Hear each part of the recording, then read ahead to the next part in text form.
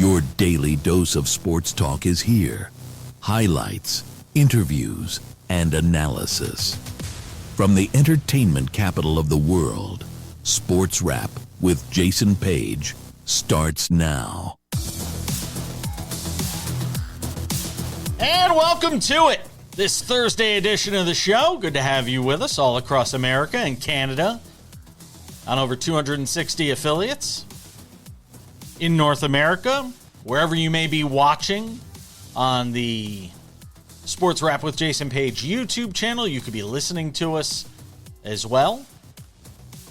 Camera moving around. Is it an earthquake? We're in Las Vegas. We don't get earthquakes here, do we? Appreciate you hanging out with us for the next 60 minutes.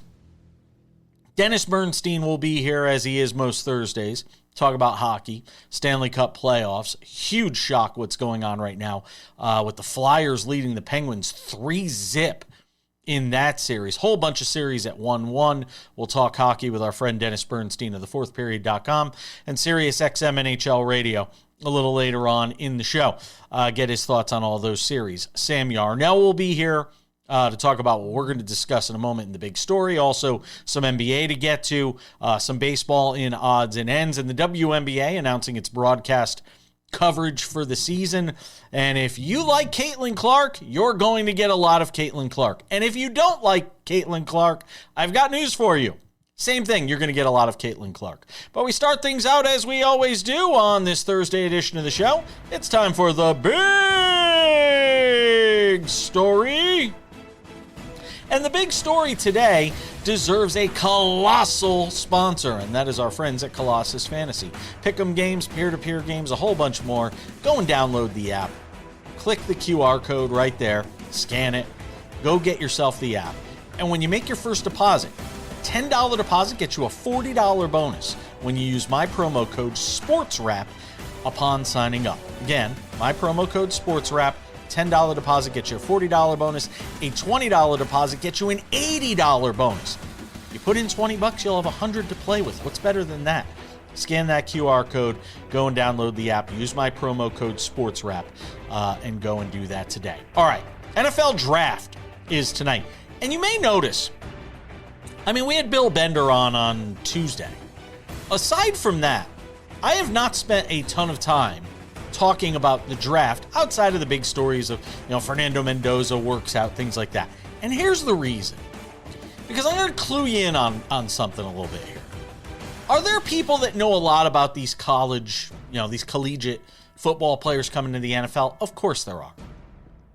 Are there a lot of people that know a lot about the NFL? People that probably know more than me when it comes to the NFL. Are there a lot of those people out there? Sure there are. Here's the one thing, though, that no matter all you think you know about college football and all you think you know about the NFL, here's the one thing that you never know for certain. Is a guy going to make that transition, and does it pan out well? And we can go chapter and verse for years over guys that have been hyped up, that have fallen on their face. And we can go chapter and verse on the guys who are not highly touted that wind up shining. Go look at Tyler Shuck in New Orleans with the Saints. He's basically, they thought last year, a placeholder so the team could suck enough and then wind up potentially going and getting the guy that's now going number one in the draft. Or who knows, a year ago, people thought it might have been Arch Manning that was number one in the draft, because it's an inexact science.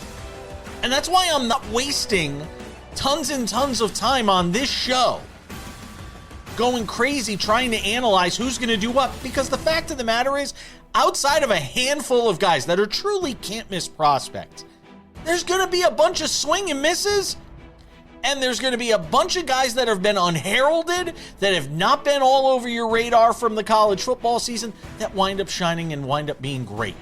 Guys from the Ivy League you've never heard of. Division II players you've never heard of. Guys that are undrafted. That'll get phone calls on Sundays. Saying, hey, come sign with our team as an undrafted free agent, come into camp. And then we wind up watching them in training camp and in preseason games, and they're awesome and they have great career. It happens all the time. So why am I going to go crazy?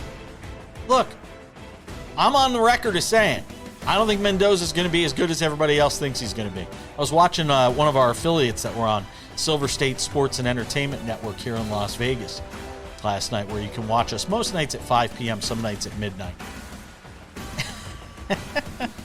Yeah, I was watching one of the guys on there who I like.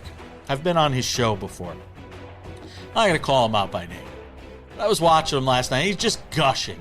They're talking about getting a tattoo of Fernando Mendoza, and everybody's talking about this. This is the seminal moment in the history of the Las Vegas Raiders, and the Fernando Mendoza.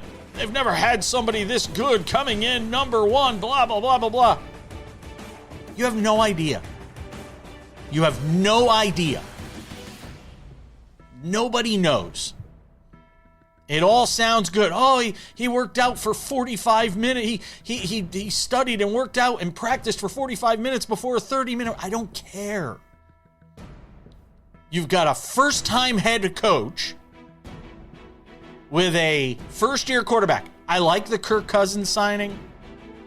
I think Kirk Cousins, being able to mentor Fernando Mendoza is a nice thing. But make no mistake about it.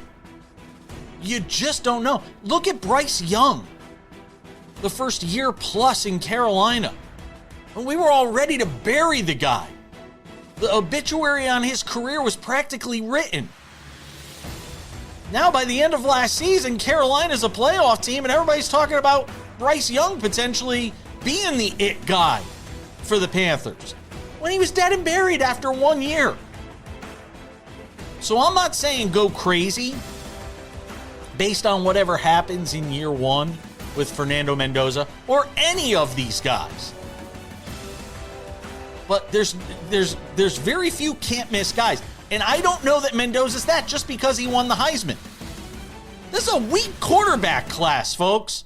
It's next year's quarterback class that you would have liked to have had the number one pick if you were the Raiders. Then you had a lot of guys. This quarterback class sucks, at least on paper. That's what we're being told. Now, who knows? Maybe a bunch of guys come out of it and wind up being really good.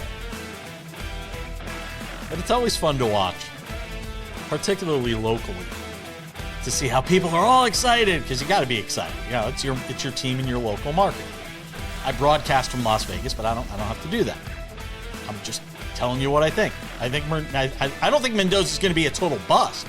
I just don't think he's going to be as great as others think he's going to be. Just my opinion. I'll be here if I'm wrong. We're coming back.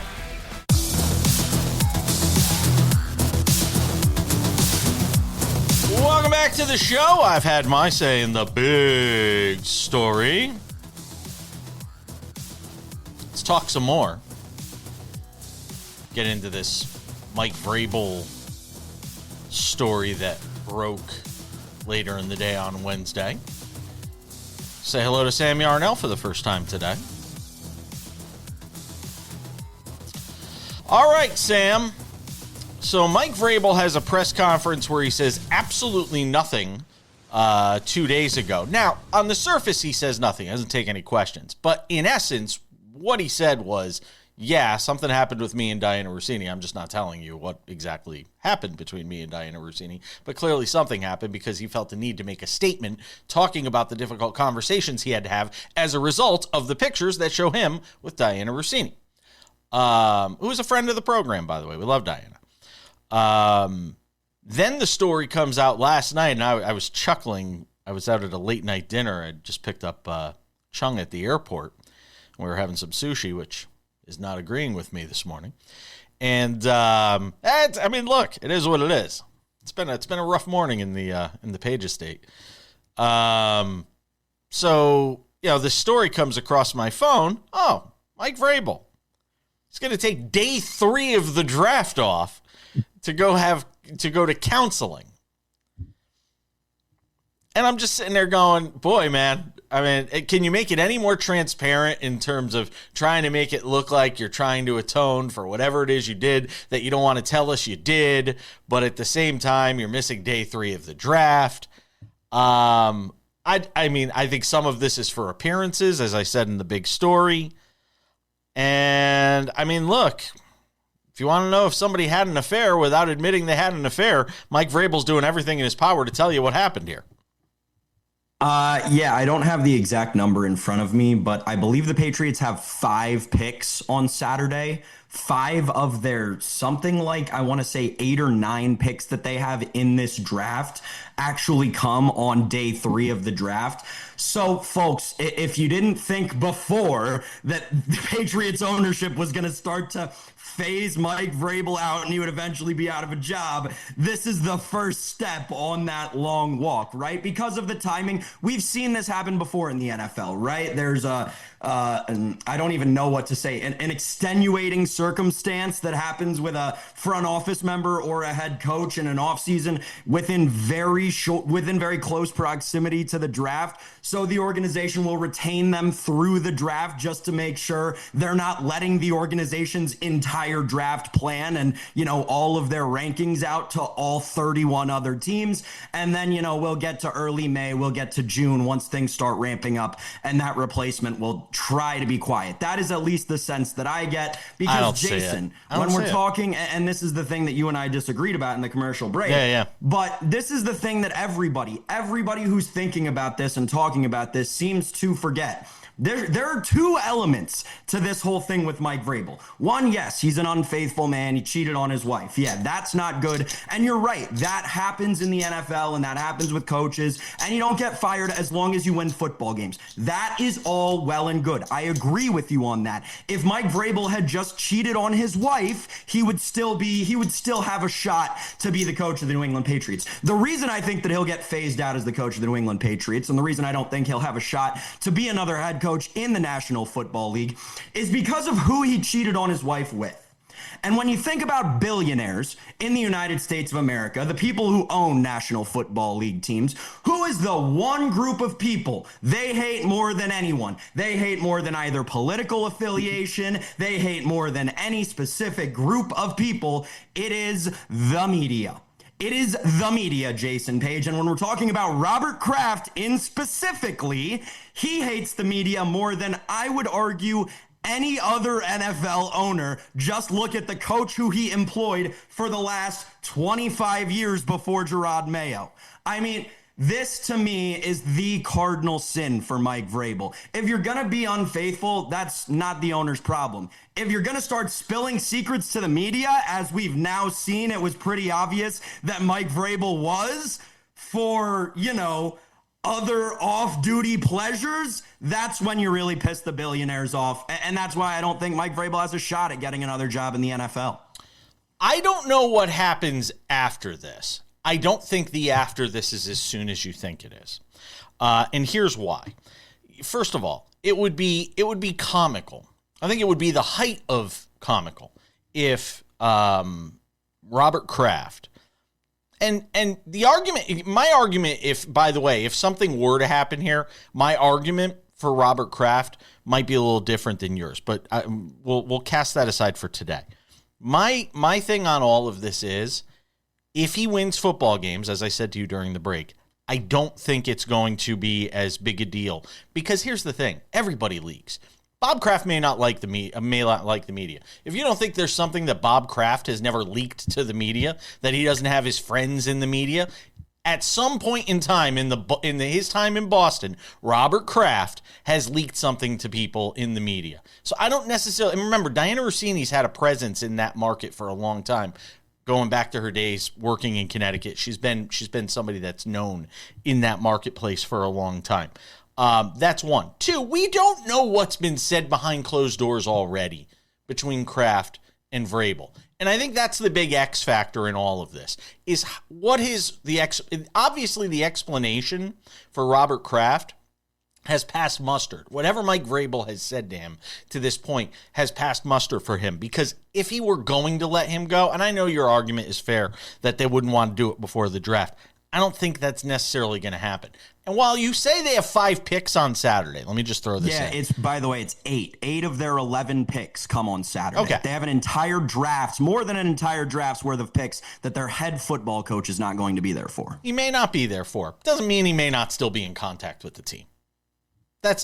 I'm just saying. That's tricky, because then if the NFL finds out that there are people not in the building talking to people in the draft room, that is going to be very hairy, very, very hairy. And I'll just say this. In the last 5 years, which is the very end of the Bill Belichick era and the Gerard Mayo era, we've seen staffers in New England fired over leaks that they allegedly had to the media. I do not think that Robert Kraft is at all friendly with any media member, and I think that it shows by him doing way less press than any other owner in the NFL. I don't believe they're going to fire a guy that just went to the Super Bowl. I just don't see it. I don't see it. And who are you replacing him on this short a notice with? You give me a name? Got one? Promote from within. They did it all of last season for their defensive coordinator, and they got to the Super Bowl with it. Yeah, they used a guy named Mayo who was part of that organization. It didn't work out too well either. We're coming back. More to do. Don't go anywhere.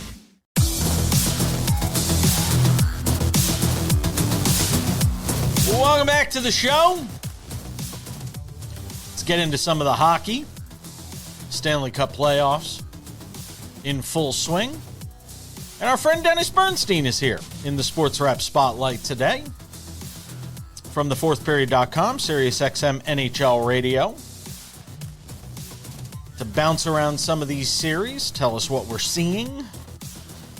Look, one of the most compelling series in terms of, just sort of the glitz around it, because of the in-state rivalry part of it, was this Philadelphia Pittsburgh series. And it hasn't really turned out to be much of a series, with the Flyers sort of owning it here over the first few games. I know you said, if I recall correctly, you said whoever comes out of the series is losing in the next round anyway.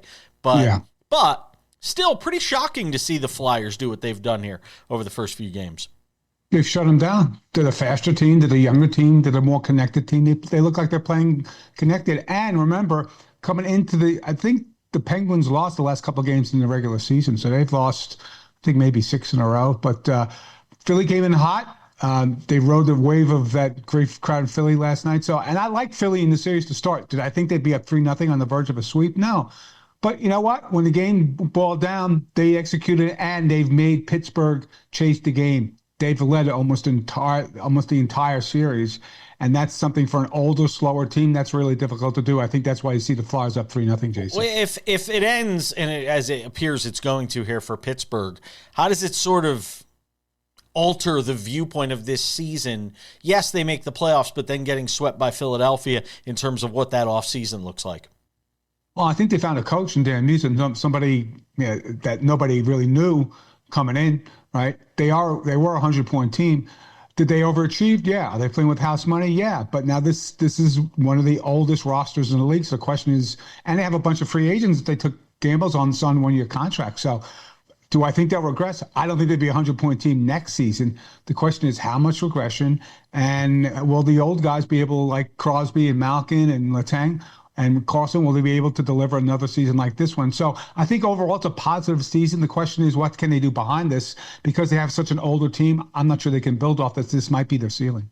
Boston and Buffalo, you thought there was the potential for an upset in this series.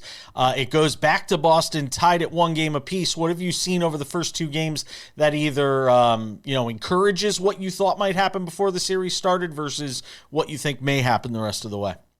But Boston defends better in game 1. The end of the game, they're probably up 2-0. Nothing surprising me. That's a tough team. Boston. I picked them in 6.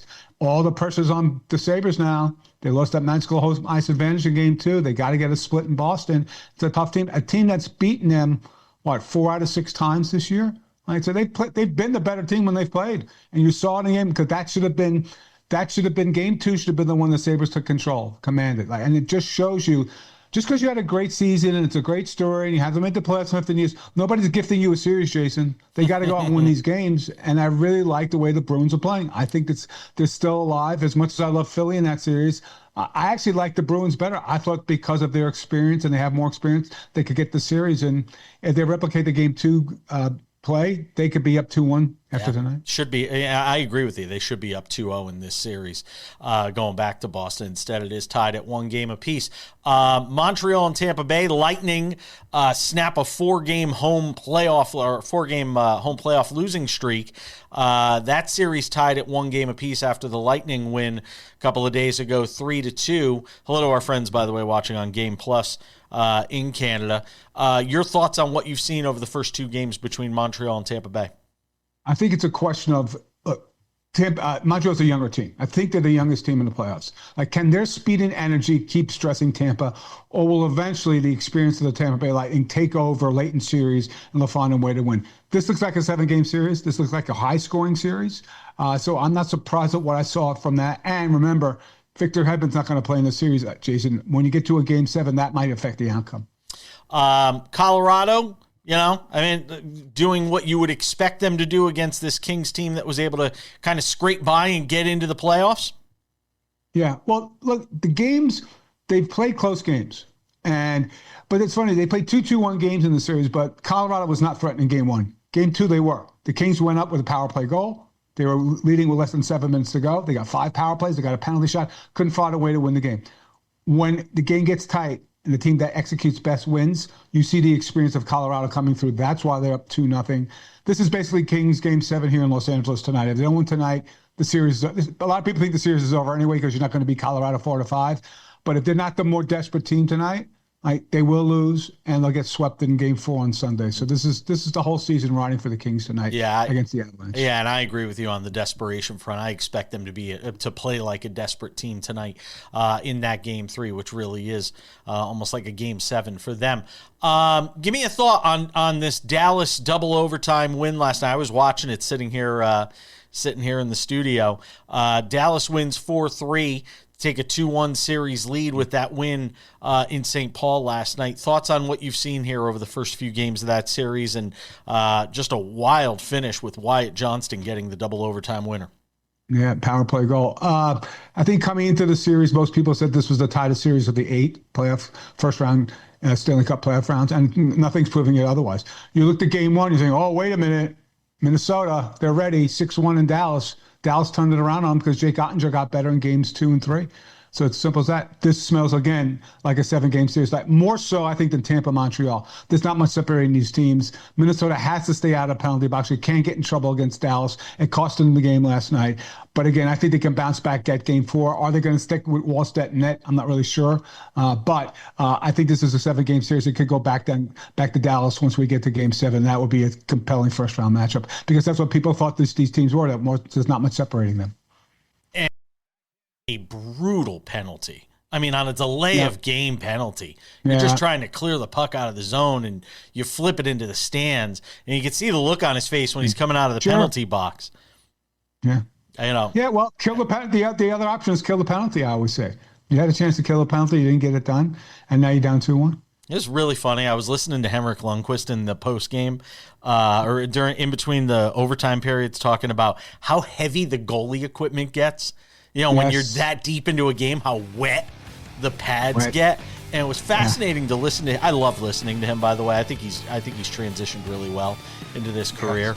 And just listening to him talk about the weight of the pad, it's something you'd never think about.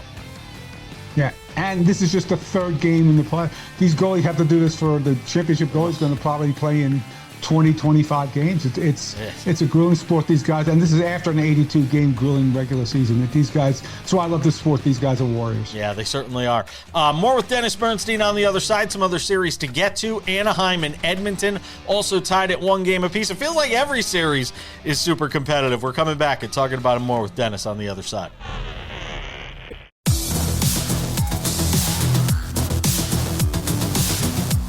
All right, coming up in 10 minutes. Some NBA to get to. How serious is the Victor Wembanyama concussion?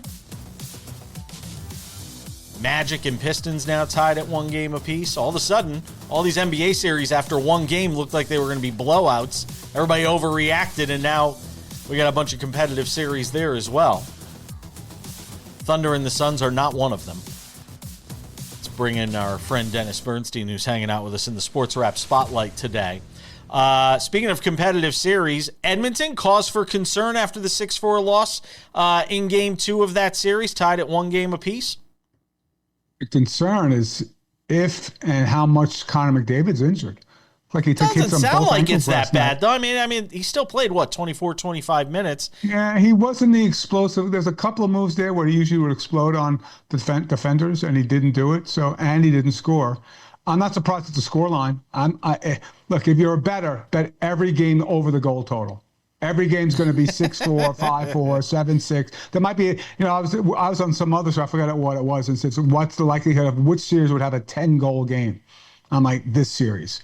It's going to be entertaining. It's going to be fun. Anaheim has a lot of firepower up front, and they don't play any defense. So this is as close to an NBA series, I think, as you'll get in the NHL. Not surprised. Just keep a watch on Connor McDavid's health and see how he responds in Game 3. I do like Edmonton winning the series, but Anaheim's shown that they're not going to take a step back. This is a team of the future. It's funny though. You talk about no all gas, no breaks. Basically, they don't play any defense. Can you think of a team that has gone deep or even won a Stanley Cup playing that style? No. Well, Edmonton almost did 2 years in a row, but they ran into the Florida Panthers. Florida had a better goaltender. No, it's so difficult because you can't you make too many mistakes, and you can't outscore your mistakes every game. Like you won't hit the back of the net. You'll have some puck luck. You can't win games consistently 6-4 and think you're going to win a Stanley Cup. You might get around depending on the matchup. The Ducks played this way, and they played a better. If it was the Ducks in Colorado played this way, there's no way they get exposed, right? But that's it. The mindset for the Avalanche is different than the Oilers. Oilers don't care to not. They don't care. They'll beat you 6-4. But is it going to win them a championship? No. So I think that's what you stand with respect to the Ducks there. They'll be competitive, but they have to find a way to play better defense. The defense is older. They have a lot of older guys on the right side, but this is a team that's getting valuable experience because a lot of these guys, you see all these guys scoring their first goals last night because they've never been in a playoff game before. It's been 7 years since the Ducks made the playoffs. So it's a valuable experience. I do think Edmonton finds a way to win this series unless Connor's hurt more than we think he is. You mentioned the Kings being in a must-win tonight. Ottawa in a very similar situation at home after dropping the first two in North Carolina against these Carolina Hurricanes. Is there anything that you've seen in the first two games that gives you reason to believe Ottawa can at least get Game 3 and get back into this series? Yeah, I think the way Linus Ullmark's playing, if he can steal a game at home, which we should be able to, I don't think this is a sweep. I think it's a 5-game series. I think the Senators will get one game at home. It's probably going to be this one because if you lose Game 3, Jason, you're down 0-3, your mindset coming into Game 4, you're probably already thinking about where you're going to be vacationing in May. So I think this is the game you point to. But yeah, I think the way they played, and they've been competitive.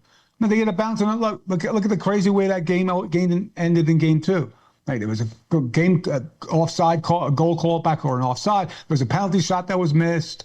It's crazy. So they've been in games like the Kings. The Senators have been good, but they haven't been good enough. They've been close, but not close enough. And they need to do that tonight if they want to make this any type of a series. What does Ottawa need to get to that next level? It's it's nice to see them back in the playoffs and what they're trying to build there in Ottawa. But what does that team need to sort of get to the next level? When you again, we were talking about it with Pittsburgh. What happens if they go out early in this postseason and get blown out? How important is it for Ottawa to get a game and try to figure out what they need here for the offseason? It is. It's important because it's still a young team. So you asked me what they need. They need maturity. They made the playoffs last year, went out in 5. Yeah, so I remember. You would hope that they would make it a deeper run against this team, although it's a better team, the Hurricanes.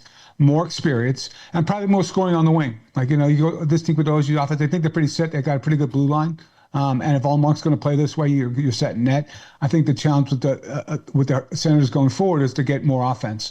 And if they could do that in the offseason, then they can build off this and maybe win a round or two. But this is a tough ask because you saw it. It wasn't so much in Game 2, but Game 1, Carolina just smothers you. Right. And I think that's what they'll try to do again tonight. This is a very, very good team. But the Senators are a team on the rise. Back-to-back playoffs for them is a good accomplishment. Before I let you go, one thought on this whole situation in Seattle, and we talked about it a little bit when we had you on in the last week or two. Fire the head coach last year. Now they get rid of the GM. You've got the Kraken CEO Todd Lewicki giving they're doing this audit of the team. What's going on in Seattle right now, Dennis? I think they got over their skis because the second year they made the playoffs and they thought it was going to go like Vegas. And there's only one Vegas where you can win a cup in 6 years. And, look, don't want to disparage to say, but, Tammy Panarin is offered $14 million a year for 4 years to go play for Seattle. And he didn't want to play in Seattle. I don't think it's a destination. So I think it's a situation where they need a lot more offense. So Botterill, who now's the GM, they're pretty good defensively. They've got two good goaltenders. They can't seem to score. That's why they wanted to trade for Panarin, right? So I think that's the challenge. What do you think in that Utah-Vegas series through the first two games with them going back to Salt Lake City? Well, I like Utah to win the series before they before Vegas went on that 7-0-1 to end the season. And I'm like, okay, so they're waking up to what Tortorella's selling them. Long series. I like Vegas in 6. But the pivotal game is this game. If Utah wins game 3, they got a legit shot to do it because they're a good team. And I like them anyway coming in the bracket because they crossed over to the Pacific. Yeah, it's going to be – I can't wait to see the atmosphere in Utah for that first playoff game. Dennis Bernstein, thefourthperiod.com, SiriusXM NHL Radio. Thank you, my friend. Be well. Likewise, Jales. Pressure.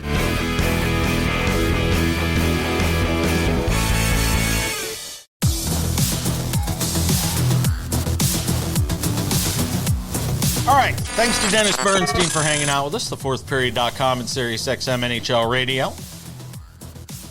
Sam Yarnell returns. Odds and ends in 10 minutes. Boy, if there was animosity towards Caitlin Clark before, you just wait until this season. Caitlin Clark getting the Nickelback treatment.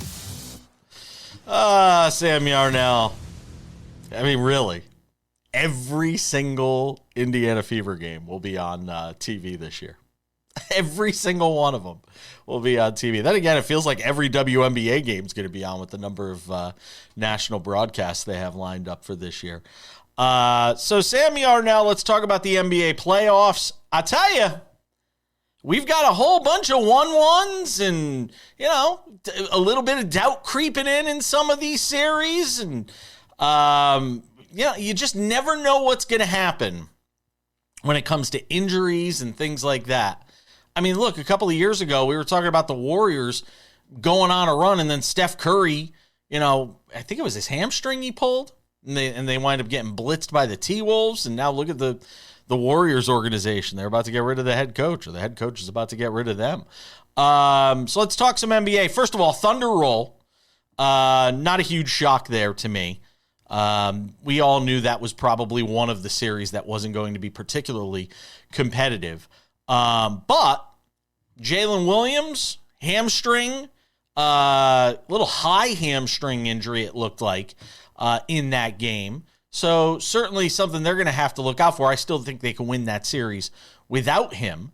They could just sit him and still win in 4. Well, maybe. I mean, you'd like to win it in 4, but I think for that reason and the fact that he has been injury prone this year.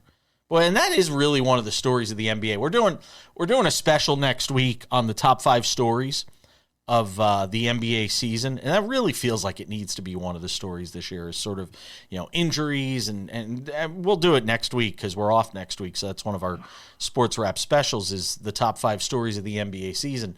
But boy, Jalen Williams going down with a hamstring injury now.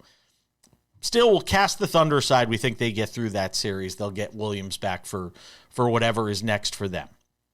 Put that aside for the moment. Topic number 2 that I want to get into from the NBA is the Wemby update and, where that team is right now, because late last night, Shams Charania was on Inside the NBA, Sam, and he said that there's a good chance, not a good chance, Wemby's going to travel with the team to Portland. Now, I don't know if he plays in Game 3. I think they can win the series without him, regardless of what we saw in Game 2. I think they can win that series without him. So I think you rest him for Game 3. That's my opinion. They had a good record without him this season. But there is a chance he plays in Game 3, Sam, despite the fact that he's in concussion protocol right now. I would be Color me I know. purple if this guy plays in freaking game 3. Here's the thing, and I'm on a tangent a little bit here. I love Shams Charania. He has had a great career, right? Like one of the youngest to ever do it, one of the greats to ever do it. This season specifically, talking about the 5 biggest stories of this season, and maybe I will throw this in our special that we do next week if we have enough time. One of the biggest stories for me is like every time there's a story in the NBA, you can tell that Shams Charania now just serves as a mouthpiece. Like every time he reports on something, you can tell exactly where he got it from and exactly who told him what to tweet. And this is obviously something coming from a Spurs staffer or someone in Wemby's camp, as we like to say in the NBA these days, which is a ridiculous term for just saying one of his multiple agents. So yeah, that's definitely who we heard it from. I would be shocked beyond belief if Wemby played in this game. You got to go by Las Vegas on these kinds of things in the NBA, and San Antonio's a 1.5 point favorite. That screams at you that Wemby is not playing in this game. Boy, I'd still take him. I'd still take him. Too. I would take him minus 1.5. I would too. Yeah. Mm-hmm. Oh my God. I'm glad you told me that. I run to your nearest legal bookmaking institution and lay the 1.5, even without him. I think they come. Stephon Castle was terrible in game 2. Terrible in game 2. I'd expect him to rebound in a big way in that game. So we'll see what happens with Wemby. That's the latest on it there. Obviously, that story will develop by the time you watch this show. There could be more information on that. Pistons rebound in game 2. Take care of the Magic last night. That series tied at 1 going back to Orlando, Sam. I still think the Pistons win that series, much like the Knicks series, which both of those series are 1-1, Knicks, Hawks, Orlando, and Detroit. I think both the Pistons and the Knicks wind up winning those series. Yeah, the Magic came crashing back down to earth in this game, it feels like. It is the Magic. But, you know, what are you going to do, right? This is what the NBA first round of the playoffs is all about, Jason Page. It's about good teams getting tripped up by injuries and things that shouldn't be happening if we want the best basketball in the second and third rounds. What I am most interested to see is what happens when we get to game 3 in Houston. What Rockets team shows up for that game? That's That's the one that I want to see. Because Houston's back is against the wall now. They've dropped the first 2. You had Durant with 9 turnovers. He had almost as many turnovers as he had shot attempts in that game. You know, as much as we talk about James Harden, and for rightful reasons, and what he hasn't done in the postseason and all this, you know, Durant gets a pass. You know, he got his 1 title, or he got his 2 titles. He's got his titles from Golden State.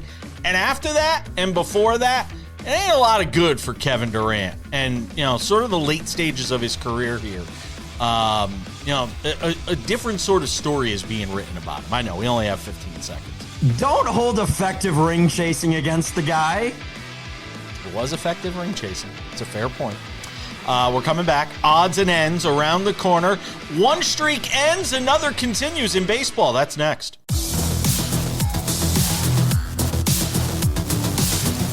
All right, just about time to put the wraps on this baby for a Thursday. Couple of reminders. Sports Wrap with Jason Page, the podcast. Available on all your favorite podcasting platforms. Monday through Friday, TV version of the show. Available in its audio form. All your favorite podcasting platforms. Spotify, Apple Podcasts, YouTube Podcasts, iHeartRadio, TuneIn, Odyssey, Amazon. Anywhere you get a podcast, you can listen to this show. Crystal clear audio, usually. The Sports Wrap with Jason Page YouTube channel is the place to find all things Sports Wrap with Jason Page. The Monday through Friday TV version of the show. 45 minutes commercial-free waiting there for you early each afternoon. Make sure to go and check that out. Sports Wrap Shorts, our companion podcasts, all of that good stuff, bonus content, you name it. It is all there. The Sports Wrap with Jason Page YouTube channel. Sports Wrap Shorts also there. Sports Wrap Shorts, 1 to 3 minute long videos, top stories in sports. We got them covered there. Breaking news and more. All on the Sports Wrap with Jason Page YouTube channel. Subscribe today. Special programming note, we will be off next week. I will be on a cruise. Do not feel sorry for me. It's going to be fun. We'll be on my way to Mexico going to PV, going to Puerto Vallarta for the first time. Looking forward to that. So next week we will have special programming lined up. Whole bunch of list shows for you because everybody loves a list show during the NBA and NHL playoffs. Who takes a vacation during the NBA and NHL playoffs? This guy, because I have to get one at some point. And it's the only one I get to take all year long. Unless we go to Japan, which is a possibility, by the way. We may go to Japan during football season. I know. What are we going to do? I have no idea.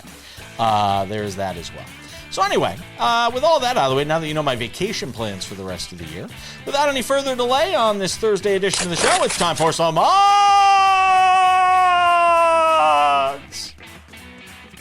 and ends. Odds and ends, Sam Yarnell. There it is on your screen. Every single broadcast partner for the WNBA in the 2026-2027 season, and boy, there are a lot of them. Between ESPN, NBC Universal, you'll see games on USA, Peacock, NBC, Prime Video. Ion is carrying the most games this season, interestingly enough, with 50-plus games on Ion. CBS and Paramount have their share. NBA TV has some. And if you love Caitlin Clark, just search around. You'll find her somewhere this year on the WNBA calendar, Sam Yarnell, because every single Indiana Fever game will be carried by one of the WNBA's national broadcast partners. Oh, they're just doing everything they can to make her the most popular gal around the league, huh? Yeah, wow. This is crazy. Every single game. Yeah, that's wild, man. Yeah. Imagine that. Good for women's basketball. Good for women's basketball. Good for and Caitlin it's Clark. It's great that we're going to do all this and that they're announcing all this now, Jason, because quite frankly, I don't think any of us were ready for the WNBA season to start. It's going to be interesting. A lot of games this year. And not for nothing, good for Caitlin Clark. Bad for Caitlin Clark if that Fever team isn't good or if she misses, half the season again with injuries. Supposedly they're going to tweak the workload to make it a little different. But that's so true. The good and bad of it is she's going to be on TV all the time this year. She better be playing. That's the one thing I want to definitely put out there. Baseball, the Mets finally snapped the skid, Sam Yarnell. The Mets get a win. 3-2 the final. They beat the Twins yesterday, and then they lose Francisco Lindor to an injury. It is the most Mets story imaginable. The Mets finally snapped the 12-game losing streak, and lose Francisco Lindor in the process. What? This is news you're breaking to me. I did not see that they lost Francisco Lindor in the process. I did. That's so funny. Yep. That is so Mets. Oh my gosh. Raw reaction. That is so Mets. It is. They won this game by the skin on their teeth. The Twins had the calf tying injury, run on by base. the way. Calf injury for Lindor. Calf injury. Yeah. What was I saying? Oh, the Mets won this game by the skin on their teeth. The Twins had the tying run on base. It actually may have been in scoring position with 2 outs in the 9th. This Mets team is horrible. Even with Soto back, they are just so bad. They are going nowhere this year, just like the Phillies. A lot of season left though for the Mets. That's the thing, and with wild card spots and everything, there's a lot of season left. No team's ever suffered a 12-game losing streak and made the playoffs. But we're also living in a time where there's a lot of opportunities to make it into the playoffs. First time in his 5 years with the Mets, Lindor, by the way, going to the injured list. The Phillies, well, they've dropped 8 in a row. Look, that's the one saving grace for the Mets is at least the Phillies aren't too far ahead of them. Mets win, Phillies lose again. They've dropped 8 in a row. Rob Thompson's job is supposedly safe, Sam Yarnell. Yeah, I tried to tell all of you coming into this season that this Phillies team was not going to be good at all, and they are showing it in every single sense of the word, Jason. They got to start selling off pieces, man. Get to the young guys. They got some good young talent in that organization. By the way, Murakami, the slugger for the White Sox, he's got 10 home runs. Hope you put in your Rookie of the Year bets on him before the... Oh, look at Sam. He's all excited. 5 straight days with a homer. Yeah. 5 days in a row He's with mashing. a homer. Hope you put in your AL Rookie of the Year tickets when you watched our preseason baseball spectacular. And I told you that this kid was going to hit a bazillion nukes. My friend who's a White Sox fan is going to name his first son Munetaka. Oh, Lord. We got to go. We're out of time. Thanks to Dennis Bernstein. Thanks to you, Sam. We'll see you back here next week. I'm Jason Page. That's Sports Wrap. We'll see you tomorrow as well. Bye-bye.